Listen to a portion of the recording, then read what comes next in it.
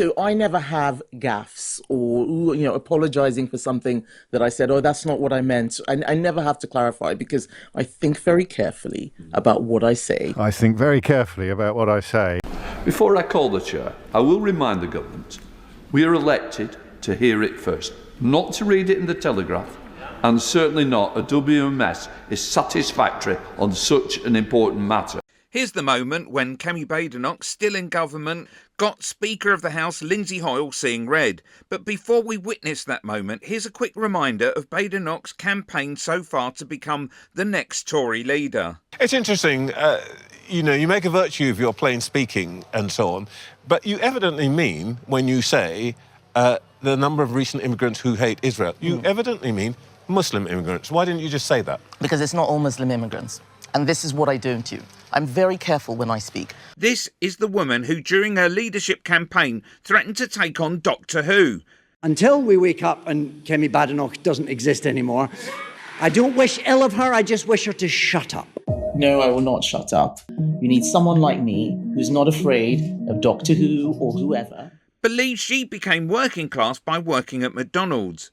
It was the first time that I interacted properly with people who didn't come from the sort of background that I came from. I grew up in a middle-class family, but I became working class when I was 16 working in McDonald's. I mean, how many shifts in McDonald's do you have to do before you cease to be middle class and actually become working class? I know who I am, and I was working class at that time, but I fought my way back up. Thinks we need to check all migrants entering the UK on whether or not they're pro-Israel. It's about immigration, and what you talk about is not the numbers, but the nature of immigration and immigrants. And you say, I am struck, for example, by the number of recent immigrants to the UK who hate Israel. She said maternity pay was too excessive. So maternity pay is excessive? I think it's gone too far the other way. Anyway, back to Hoyle getting worked up, and listen to Badenoch in the background starting an argument with him. Expect more of this if she becomes leader. Thank you, Mr. Speaker. I'm very sorry that the sequencing that we chose was not to your satisfaction. I was... Order. That is totally not acceptable. No. Who do you think you're speaking to, Secretary of State? I think we need to understand each other. I am the defender of this House and these benches on both sides. I am not going to be spoken to by a Secretary of State who is absolutely not accepting my ruling. Take it with good grace and accept it that members should hear it first, not a WMS or what you decide.